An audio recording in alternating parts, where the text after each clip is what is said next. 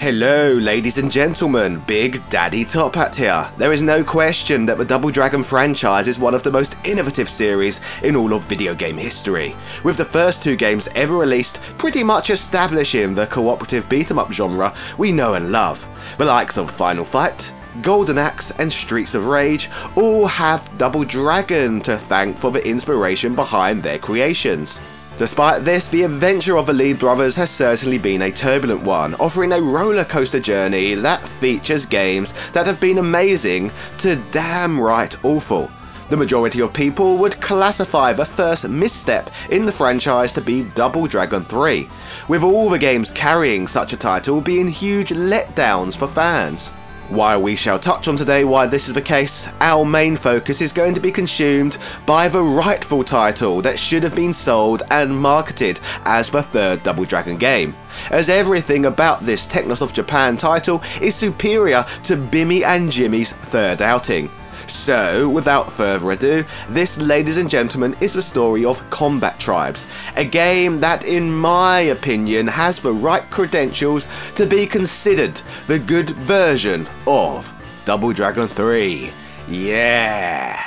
When it comes to Double Dragon 3, the game has a history that is automatically more confusing than most, as not only are there various ports and conversions carrying such a title, but two completely different core games, named Double Dragon 3, were developed and released back in the day to represent the brand in prominent gaming positions. Out of these, we of course have the notoriously lackluster NES game, known as Double Dragon 3, The Sacred Stones. You know, the title with the amazing Bimmy and Jimmy typo. The game was a huge commercial failure, leaving US publisher Acclaim left with 500,000 unsold copies. Personally though, if I think Double Dragon, I don't really think NES, I usually think arcade, and it would be here that Yoshihisa Kishimoto's two original classics would inspire the entire beat 'em up genre as we know it. However, the third Double Dragon arcade game, known as Double Dragon 3, the Rosetta Stone, would sadly not feature the same quality as what came before it. You see, the Rosetta Stone was a dreadful game, and although it offered some new interesting features, such as more playable characters to play as, on the whole the arcade experience was pretty dire. Apart from featuring a huge drop-off in graphical quality, the game would feature a completely different art style altogether, and movement was clunky due to animation frames being clearly missing. Aside from looking nothing like a Double Dragon game, and featuring a strange supernatural story that was not in line with the series at the time, the game's by far most infamous feature was the game's item shops, where players would have to use real-world money to purchase weapons, additional moves, and new playable characters. Many credit this game for inventing the microtransaction within video games and promoting pay to win beyond just buying continues. The title is influential for all the wrong reasons. A key reason as to why this game would be so drastically different to its critically acclaimed prequels is that Yoshihisa Kishimoto did not work on this one. In fact, no one at all from Technosoft Japan did either, as development of the game was completely outsourced to upstart development house known as East Technology instead, which is why this game is so terrible in comparison to the greatness that had come before it. With all this taking place, it obviously begs the question as to why, as Technosoft Japan clearly had a good thing going on when it came to the popularity of the Double Dragon series. Double Dragon was a massive cash cow, so it just made sense that they would want to create a third arcade game. The problem was, when they wanted to do it though, the main man behind this series' success, Yoshihisa Kishimoto, was already fully engaged working on a different project. A game developed in-house by Technosoft Japan that featured bright cartoony graphics and cooperative beat 'em up action. Basically, the beat 'em up legend was working on his follow-up project to Double Dragon 2 The Revenge. The game we are talking about is named The Combat Tribes, and keeping all of the information we have just covered in mind, Combat Tribes has a lot more credentials to its name to be considered the third Double Dragon game than that of the abomination that was created by East Technology. A strong case can certainly be made that The Combat Tribes is the good version of Double Dragon 3, as one would expect it to be really, considering that this is authentic Kishimoto work. The game that would be released in 1990 is classic style beat 'em up action, where Yoshihisa would continue to build on his work that first began being established with Neketsu Koha Kunio-kun back in 1986. What sets this one apart though from the start is that while Kunio-kun was single player and the first two Double Dragons were cooperatively 2-player, the Combat Tribes would be Kishimoto's first 3-player affair. The game centres around 3 vigilantes who must fight against numerous street gangs in a futuristic New York City. We have a character that wears red, one that wears blue, and one that wears yellow, meaning they could have just brought back Billy and Jimmy for this one and simply made up a new Lee brother, which I believe in turn would have instantly gave this decent little gem a little bit more marketing oomph. Hell, with Double Dragon 3, they did exactly the same thing anyway, creating a third Lee brother named Sunny, who also wears yellow. So why Combat Tribes wasn't just skinned as a Double Dragon game is beyond my comprehension really. Maybe Technos wanted to expand their IP library further, considering they were striking a lot of gold around this time anyway. As for the 3 playable fighters that would feature in this bright, bold, colourful game, each hero can perform standard punching, kicking and stomping combos, like in much of the rest of the Kishimoto games. But characters gain some extra moves, such as being able to perform big swing attacks, or being able to slam two opponents' heads together. The 3 heroic strongmen that gamers can take control of additionally have their own varieties of unique techniques that they can take advantage of in combat. Playable characters include Berserker, a vigilante with a blonde spiky mullet hairdo and a blue outfit. He is the balanced all-round fighter who has decent speed and strength. We have Belova, the vigilante with a black short flat top hairdo and a yellow outfit. He is the strongest of the trio but has a lack of speed. And finally Blitz, the third vigilante with a brown long ponytail hairdo and a red outfit. He has the most agile attacks but lacks the strength of his contemporaries. For a 1990 arcade game, I think what Combat Tribes brings to the table is rather visually stunning. It's cartoony and bold looking with all the colours in the game popping. The first stage, featuring a neon light laden area to fight in, just reeks of Streets of Fire, the movie which many beat 'em ups took a lot of visual influence from. Like in Kunio-kun or Renegade of old, biker opponents are back, offering something a tad different to Double Dragon instantaneously visuals wise. There is also a theme park stage to play through, where the lads must brawl with lots of clowns and other circus freaks, before later facing off against an opponent who looks strikingly like Karnov from the game's Karnov's Revenge. You must face off against this enemy at the top of a tower, revealing the theme park's name to be Technosland. How bloody cool. Stage 3 takes place at what appears to be a roller disco, meaning that players must face off against opponents on roller skates, an idea that seems to have been plucked straight from the Warriors movie, the very film that would inspire Kunio-kun's Renegade skin. The boss of this stage, named Trash, who wields a sledgehammer, would recently re-emerge in a modern game, River City Girls, once again spinning his hammer angrily against opponents. Act 4 sees brawling move into the internals of a stadium where more barbaric knife-wielding punks must be vanquished. The boss of this gang though does not appear to be a punk at all, but instead a large muscular axe-wielding man who looks just like Tatanka. Action then progresses to a high-rise building where gamers must take on the Slaughter Troops, militarised opponents who fight using both guns and machetes.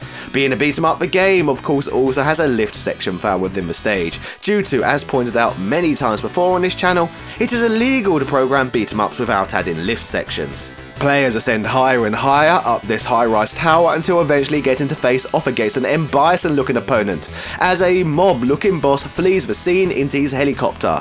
Players must defeat this backpack wielding general to be able to complete this rather long stage. The final stage takes place at Waterside, with the Statue of Liberty looming in the background, with this level featuring a boss rush, requiring players to defeat every major opponent in the game all over again.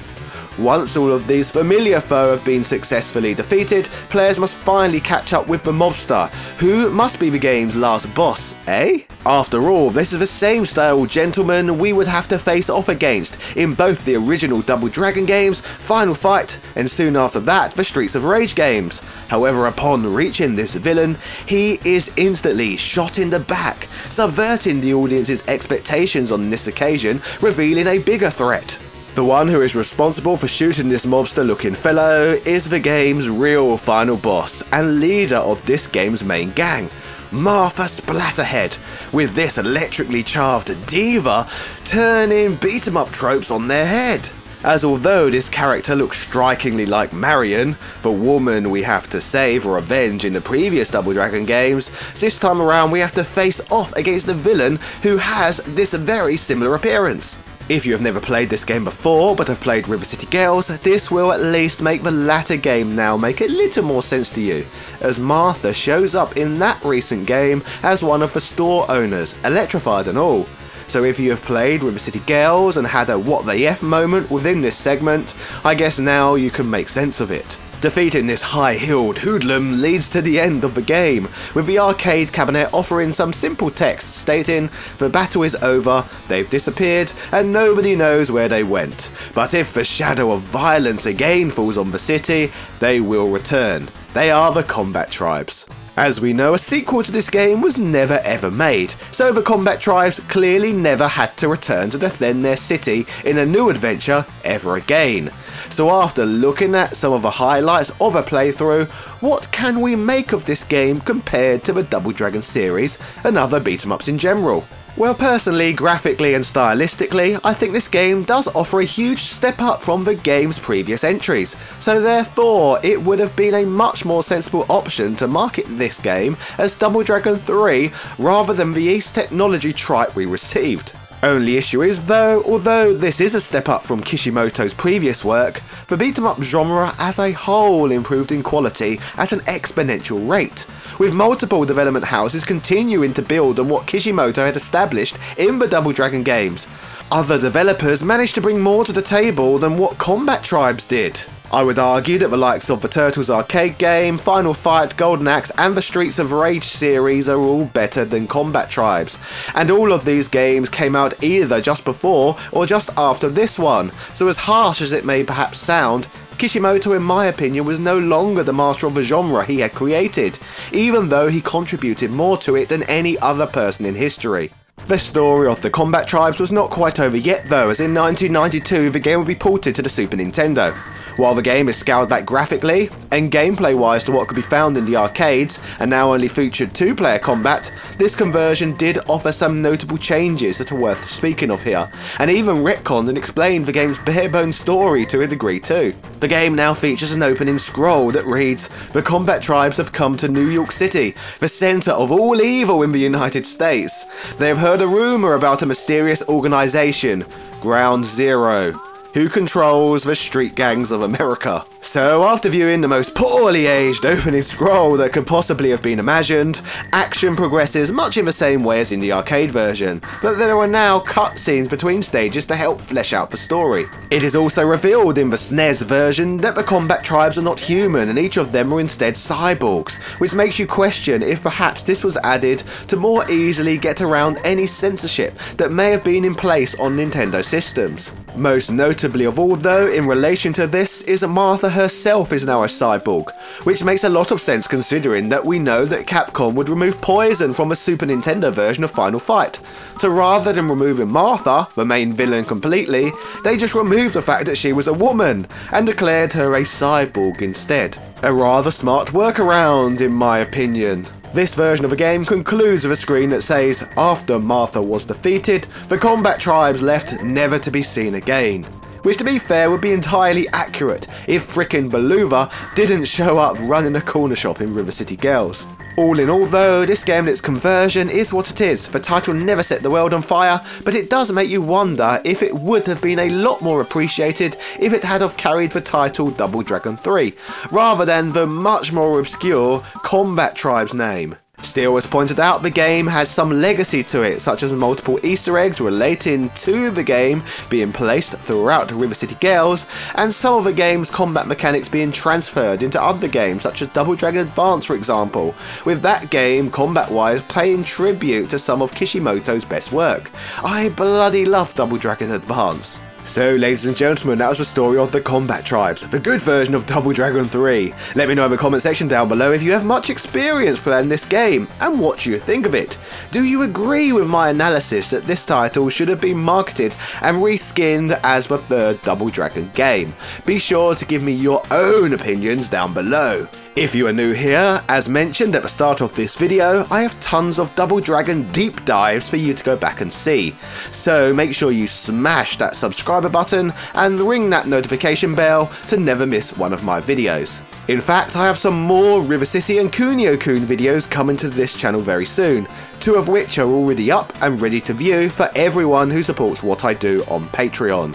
Speaking of these wonderful people, it is that time again for the credit roll, so special thank yous go out to Sebastian Velez, A Murder of Crows, Carl Johnson, Heyo Paulo Lopez, Nostalgia Collector, Ben Harradine, Corey Imar Sr., Capcom vs SNK, Rowan Dinched, Evan Border, Philip Manth, Azarakai, Joaquin Varela, Michael Cullix, Ego, Jordan Durant, Angel Light 85, Ian Boyle, Nick Daniels, Princess Zana, Daniel Daly, Computer Man, House of a Ted, Gary Pinkett, ECU Professor, Johnny Holly, August Piazza, Justin Wang, Hermes Gonzalez, Instant Gratification Monkey, Man Shovel, James Bishop, JB, Michael Hall, Wesley Sang He, Drew Peacock, Langston Miller, Noob, Sarah Powell, Zlamink Renee, Marvin Liga, TOG Driver, Adrian Hannington, Bernard NG, Dan Van Damme, Luis Viant, John Bates, David Bow, Chris Fisk, Mike Bruno, Rick67, Antonio Rodriguez, Craig Jenkins, Retroverse.com, Casey Wright, Since Bases, Punk Toast, Gunther Hendricks, and everybody else who backs what I do over on Patreon. It is highly